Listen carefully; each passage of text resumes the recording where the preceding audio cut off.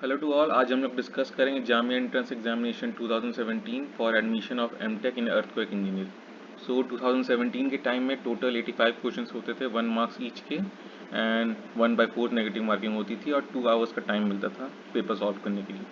लेकिन 2020 में ये चेंज होकर 85 क्वेश्चंस की जगह पे 100 क्वेश्चंस हो गए और टाइम रिड्यूस हो गया, 1.5 आवर्स हो गया टोटल ड्यूरेशन। तो क्वेश्चन डिस्कस करते हैं। जो आंसर मुझे 2017 के पेपर में मिला था वो मैंने मार्क कर दिया है, तो वो आपको दिखा देता हूँ।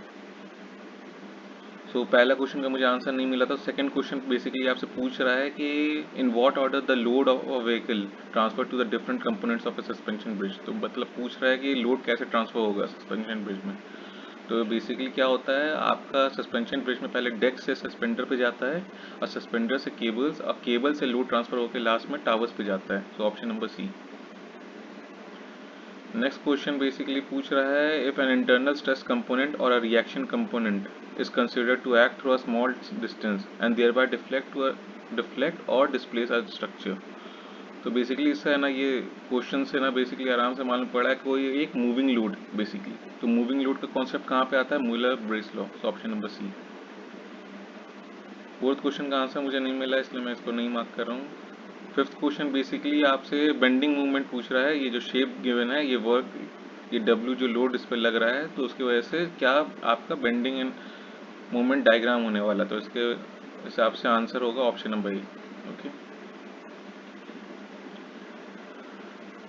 नेक्स्ट क्वेश्चन पूछ रहा है which of the following loads was not considered for designing steel structure according to IS 1800 in year 1984। तो बेसिकली इसके हिसाब से एक्सीडेंटल लोड्स हम लोग नहीं कंसिडर करते। तो option number D.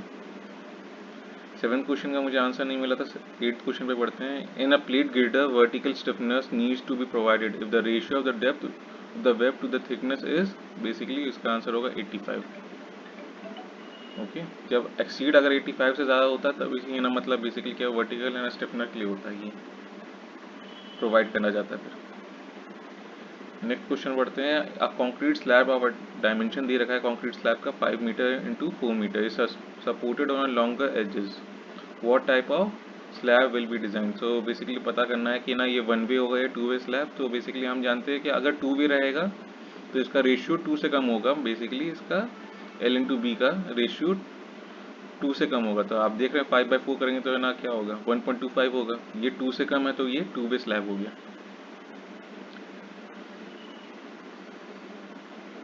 Next question आपसे मॉड्यूलर रेशियो पूछ रहा है in terms of permissible compressive stress due to the bending in concrete sigma CBC। तो इसका आंसर क्या होता है, 280/3 sigma CBC। Option number C. Next question आपसे पूछ रहा है इफेक्टिव विड्थ ऑफ फ्लांज पूछ रहा है for an non isolated T beam. तो इसका क्या फॉर्मूला होता है, BF is equal to L0/6 plus का BW प्लस का 6DF। सो ऑप्शन नंबर ए सही है इसका। नेक्स्ट क्वेश्चन आपसे पूछा minimum eccentricity for a column. तो मिनिमम एसेंट्रिसिटी क्या होता है, L/500 प्लस का D/30। So option number B.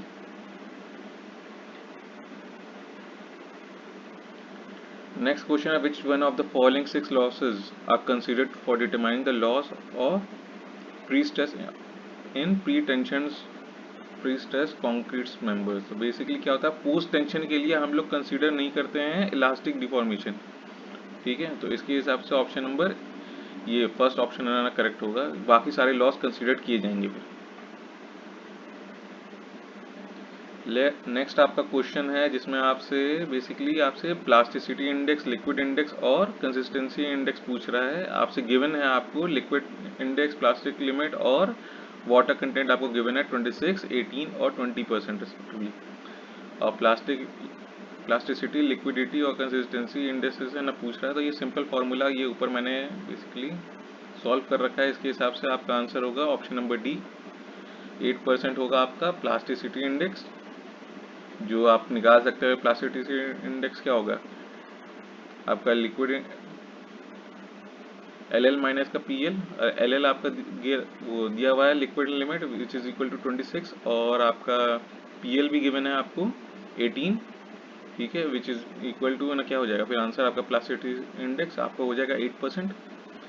Next आपको निकालना है लिक्विड इंडेक्स। लिक्विड इंडेक्स क्या होता है, बेसिकली आपका वाटर कंटेंट माइनस का plastic limit upon liquid limit minus का प्लास्टिक लिमिट। ये सॉल्व करेंगे तो आपको 25% आ जाएगा। तो 825 तो यहीं से हो गया, अगला सॉल्व करने की जरूरत नहीं है, तो ऑप्शन नंबर डी। ठीक है, अगर अगला सॉल्व भी करना होगा, कंसिस्टेंसी कैसे निकालते हैं, लिक्विड लिमिट माइनस का water content upon liquid limit minus का प्लास्टिसिटी लिमिट। तो इससे आपका 75% आ जाता है, option number D. Next question 18 जिसका आंसर मुझे मिला था, according to Hiley dynamic pile capacity formula the ultimate pile driving resistance R is given by R is equal to WH n which is equal to efficiency upon S plus का C upon 2।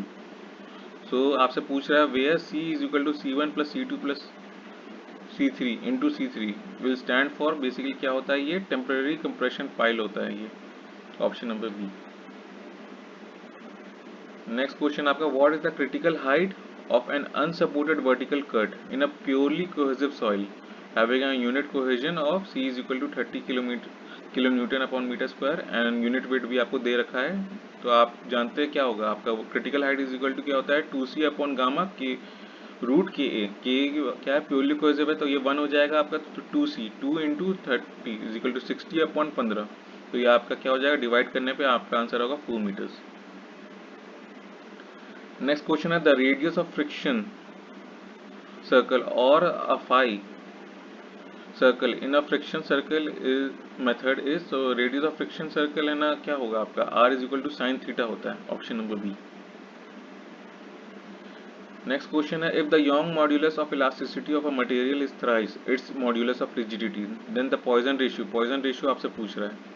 तो आप जानते हैं E upon G is equal to क्या था, 2 1 plus mu. तो आप इससे पॉइजन रेशियो म्यू निकाल सकते हैं which will be equal to 0.5, option number D. Next question है, इफ द प्रिंसिपल स्ट्रेस और a point in a strained body are P1 and P2 and P1 is greater than P2 then the resultant stress on a plane carrying the maximum shear stress is equal to, basically क्या होगा आपका P1 square plus P2 square upon 2 का whole square, sorry whole root. तो option number B. Next question पूछ रहा है, the cantilever beam of A B length carry of A B sorry cantilever beam है आपका ए बी जिसका length है L and carrying a moment of M at free end then the shape of the shear force and bending moment diagram. तो basically आपका shear force तो basically फिर क्या हो जाएगा आपका, लीनियर ही रहेगा फिर, क्योंकि यहाँ पे सिर्फ मूवमेंट ही काम कर रहा है और इस मूवमेंट की वजह से, लेकिन बेंडिंग मूवमेंट आपका क्या होगा, रेक्टेंगल बनेगा। तो ऑप्शन नंबर सी। नेक्स्ट आपसे पूछा है मैक्सिमम shear स्ट्रेस आपसे रेक्टेंगुलर के लिए क्रॉस सेक्शन। तो रेक्टेंगुलर क्या होता है, 3/2 QAV। ठीक है, ये QAV आपका क्या है, shear स्ट्रेस एवरेज है ये इक्वल टू होता है P अपॉन AB। ठीक है, next question, a hollow shaft in comparison to a solid shaft of the same weight length material will transmit। Basically आपका hollow shaft क्या होगा, आपको मूव पावर ना ट्रांसमिट करेगा। सो ऑप्शन नंबर बी सही है। नेक्स्ट क्वेश्चन है, where will the maximum shear stress occurs in a shaft of rectangular cross section subjected to torsion। तो टॉर्जन के केस में बेसिकली क्या होगा आपका, मिडिल पॉइंट पे होगा, मिड पॉइंट पे और लॉन्गर एज पर। तो option number C. Next question पूछ रहा है, the Eddy's theorem says the vertical intercept between the linear arch and the centre line of the actual arch at any point represents to some scale. इसे क्या कहते हैं हम लोग, bending moment कहते हैं इसे, ऑप्शन नंबर ए। नेक्स्ट आपसे पूछ रहा है, number of independent elastic constant for an isotropic homogeneous and elastic material for which obeys the Hooke's law. तो बेसिकली कितने इंडिपेंडेंट होंगे, 2 नंबर होंगे इसके। So option number A. Next question है, a cuboidal bar of volume V is subject to a tensile force in a longitudinal direction and if the Poisson ratio of the material is mu and longitudinal strain is E then the final volume of the bar। तो final volume क्या होगा, option number सी, ये formula.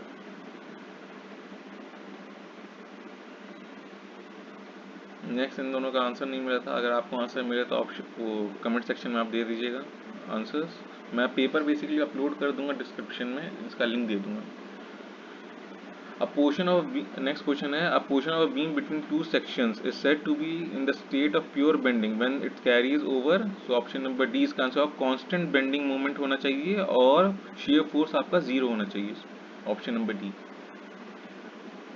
Next question पूछा है, ratio of width to depth of a strongest beam that can be cut out of a cylindrical log of a wood is, तो option number B होता है 1/√2 होता है, ऑप्शन नंबर बी।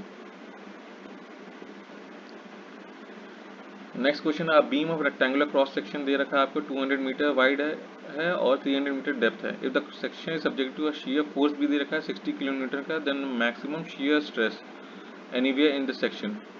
तो आप जानते हैं क्या होता है, रेक्टेंगुलर सेक्शन है तो क्या होगा 3/2 P/AV। इसे सॉल्व करेंगे आप तो मैक्सिमम शियर स्ट्रेस आपका 1.5 न्यूटन पर mm² आ जाएगा।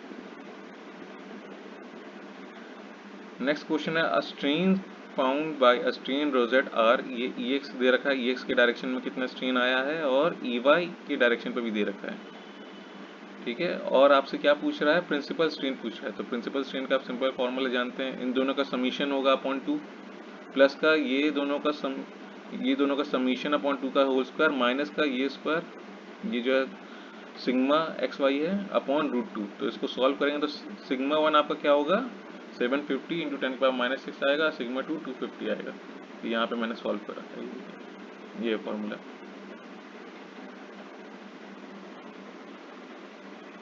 ये 38 क्वेश्चन का मुझे आंसर नहीं आया था इसलिए मैंने नहीं मार्क करा है, ये मुझे थोड़ा इसमें डाउट था इसलिए फर्स्ट मार्क करके छोड़ दिया मैंने।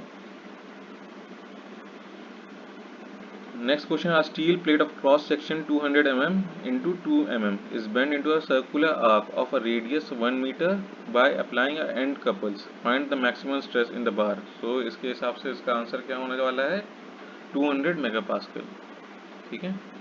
इससे आप ये फॉर्मूला से निकाल भी सकते हैं, ये यहाँ पे सॉल्व करने के लिए दे रखा है। नेक्स्ट क्वेश्चन आपसे पूछा है, the core diameter of a hollow circular section having external diameter d है उसका, इंटरनल डायमीटर d है, स्मॉल d है। तो कोर डायमीटर पूछा हॉलो सर्कुलर सेक्शन का, तो इसका आंसर क्या होगा, बी होगा इसका आंसर d² प्लस का small d² upon 4d। Next question आपसे रेशियो पूछ रहा है आपका, अगर आपका basically load carrying capacity of a fix and fix free column of the same shape size, मतलब फिक्स और फिक्स फ्री पे है ना, मतलब क्या रेशियो इसका क्या होगा साइज का। तो बेसिकली इसका आंसर यहाँ पे देखिए मैंने सॉल्व कर रखा है, अगर उसका लेंथ निकालना होगा तो इसका आंसर 8/1 आएगा रेशियो आपका। नेक्स्ट क्वेश्चन आपसे पूछ रहा है, the ratio of hoop stress पूछ रहा है टू द लॉन्गिट्यूडनल स्ट्रेस। तो क्या होता है PD/2T आपका होता है हूप स्ट्रेस और लॉन्गिट्यूडनल होता है आपका PD/4T। इससे अगर आप कैलकुलेट करेंगे तो रेशियो आपका आएगा 2। नेक्स्ट क्वेश्चन आपसे पूछ रहा है, a solid circular shaft of a steel is 440 mm in diameter, power find the power transmitted at 180 RPM if the allowable shear है ना कितना दे रखा है 98 न्यूटन पर mm²। तो पावर पूछा है, पावर का फॉर्मूला जानते हैं 2π/NT/60। तो इसमें सारे वैल्यूज पुट करके है ना आप सॉल्व करेंगे तो आपका आंसर आएगा 23.23 kilowatt, option number A. Next question है, a fix beam of length L is loaded with a uniformly distributed load. The position of a points on contraflexure from the either ends are, so option number 20 इसका answer आएगा 0.21 L होगा या फिर 0.789। तो option number 20 इसका answer होगा। Next question है, if the deflection at the free end of a uniformly loaded cantilever beam of a length 1 metre is equal to 7.5 mm, then the slope at the free end is, तो इसका option होगा option number D 0.02 radian. Next question, ये question मुझे नहीं आता इसलिए मैंने नहीं मार्क करा इसका। नेक्स्ट 47 क्वेश्चन आपसे, कॉन्जुगेट, ये आपको है ना बीम दे रखा है, इसका कॉन्जुगेट क्या है, make a conjugate beam of a real beam. So basically आपको रियल ये बीम दे रखा है, इसका कॉन्जुगेट बनाना है। तो इसका बेसिकली ये होगा, जैसे आप जानते हैं कॉन्जुगेट बनाने के लिए होता है फिक्स क्या हो जाता है, फ्री हो जाता है। तो ये फिक्स की जगह पे फ्री हो गया, ठीक है। आपका जो हिंज रहता है हिंज कन्वर्ट हो जाता है पिन में, ये हो गया। और आपका पिन कन्वर्ट हो जाता है हिंज में, और आपका फ्री एंड हो जाता है कन्वर्टेड इनटू फिक्स्ड। तो option number B. Next question 48 नहीं आता मुझे, इसलिए नेक्स्ट क्वेश्चन पे पढ़ते हैं 49 पे। The Castigliano's first theorem is applicable only, so इसका आंसर होगा only when the structure behaviour is linear elastic, option number C. 50 question में मुझे डाउट है कि what are the basis of Maxwell reciprocal theorem, तो इसका हिसाब से मुझे आंसर फर्स्ट और सेकंड दोनों लगता है, इसलिए आप देख लेना। नेक्स्ट क्वेश्चन है आपका autoclave test gives unsoundness. Autoclave test में अनसाउंडनेस क्यों होती है? बेसिकली फ्री मैग्नीशिया की वजह से, option number B. Next question आपसे पूछ रहा है फ्लाई ऐश के मेजर कंपोनेंट्स। तो फ्लाई ऐश के मेजर कंपोनेंट्स क्या होते हैं? SiO2 होता है आपका, Al2O3 होता है उसके बाद, फिर Fe2O3 और CaO, तो option number B. Next question है piezo electric is the ability of certain crystalline material to develop an electric charge proportional to, तो ऑप्शन नंबर ए इसका आंसर है मैकेनिकल स्ट्रेसेस की वजह से। नेक्स्ट क्वेश्चन है a ferrocement is a composite which is uses, ferrocement क्या होता है? जो रिच्ड सीमेंट मोटार और स्टील फाइबर यूज करे उसे कहते हैं। नेक्स्ट क्वेश्चन है knots reduces the tensile stress, tensile strength of a timber. ये बेसिकली नॉट कहाँ पे रिड्यूस करते हैं tensile strength of a timber? Along the grains करते हैं, ऑप्शन नंबर ई। नेक्स्ट पूछ रहा है which one of the following statement correctly describe a fibre board, तो ऑप्शन नंबर इसका बी आंसर है steam mass of a wood dust, wood wool and other vegetable fibres are pressed hard to a thickness varying from 3 to 12 mm, option number B answer है इसका। Next question आपसे पूछा है what is the target mean strength of a M30 concrete if the standard deviation दे रखा है आपको 6 megapascal. तो आप जानते हैं FCK इज इक्वल टू क्या होता है? F-CK इज इक्वल टू होता है आपका FCK प्लस का 1.65 S आपका है ना डेविएशन है, तो आपको दे रखा है FCK दे रखा है 30 प्लस का 1.65 इंटू 6 आपका डेविएशन गिवन है, इसे कैलकुलेट करेंगे तो आपका आंसर क्या होगा? आपका target mean strength 13.9 megapascal, option number 1।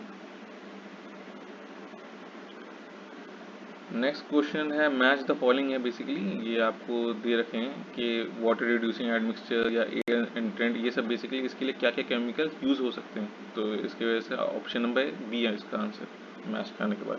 Basically आपका वाटर रिड्यूसिंग एडमिक्सचर क्या होता है? सल्फोनेटेड मेलानिन होता है, इसकी वजह से होता है। सो ऐसे ही आप मैच खा लेना, तो इसका ऑप्शन नंबर बी आंसर है। नेक्स्ट क्वेश्चन पूछ रहा है organic matter in water for making concrete should not be more than, so organic matter ना कंक्रीट के लिए कितना हो जाए? 200 mm से ज़्यादा, 200 ppm से ज़्यादा नहीं होनी चाहिए, option number D. Next question पूछ रहा है splitting tensile test is performed on a cylinder of a diameter d and a length l, if the ultimate load is p then the ultimate tensile strength क्या होगी? तो ultimate tensile strength क्या होगी आपकी? 2p/πdl, option number B. Next question है what is the lateral stiffness of vertical column of a height h and a flexure rigidity ei, तो इसका answer होगा ऑप्शन नंबर बी 12EI/h²।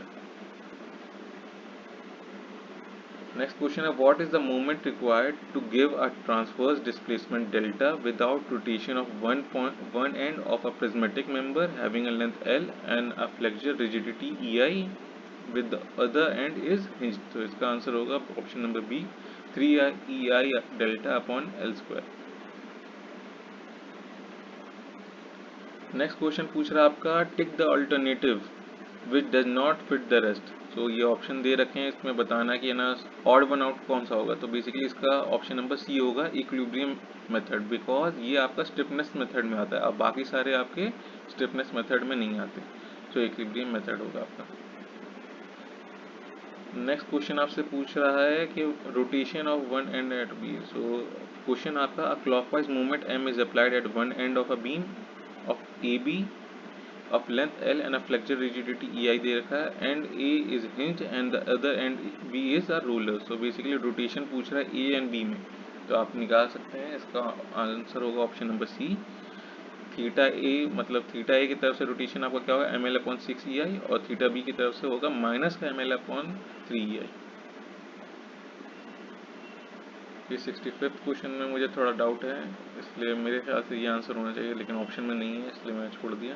और 66 भी question मुझे नहीं आता है, इसका मुझे डाउट है 1 mm, लेकिन मैंने मार्क नहीं करा है तो मैं अभी भी डाउट में। नेक्स्ट क्वेश्चन है, in a column analogue method the area of an analogue column for a fixed beam of span L and a flexure rigidity E I है। तो इसका बेसिकली आंसर होगा option number A, L upon E I होगा आपका।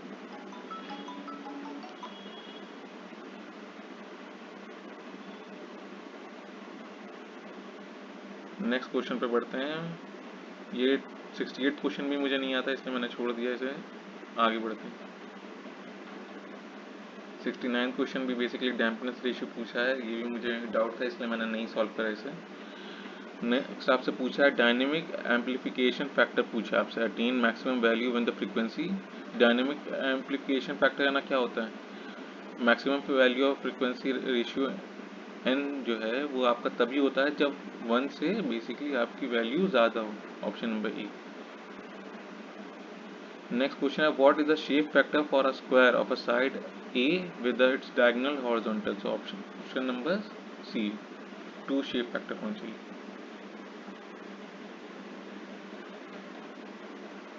Plastic movement basically ये I section का पूछा है, इसका आंसर मुझे नहीं आता, इसलिए अगर आप में से किसी को आया तो आप बता देना कमेंट में। नेक्स्ट क्वेश्चन ये वाला भी मुझे आंसर इसका नहीं आता इसलिए मैंने इसे मार्क नहीं करा है। नेक्स्ट क्वेश्चन पे बढ़ते हैं 74th क्वेश्चन नंबर पे। 75th क्वेश्चन नंबर पे, dampness ratio of a over damped, critical damp and under damp में क्या होना चाहिए। सो बेसिकली अगर आपका ओवर डैम्प होगा तो 1 से ज़्यादा, क्रिटिकल के लिए 1 के बराबर होगा डैम्पनेस रेशियो, और अगर आपका अंडर डैम्प होगा तो 1 से कम होगा आपका रेशियो। नेक्स्ट क्वेश्चन आपका है, the slope deflection equation for a member BC at a support B without a transfer displacement is given by. So option number C होगा इसका, कैलकुलेट करेंगे तो आप मिल जाएगा आपका आंसर।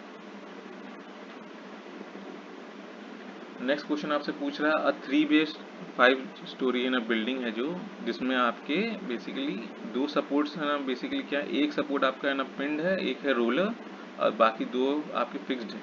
तो आपसे टोटल इंडिटरमिनेसी पूछ रखा है।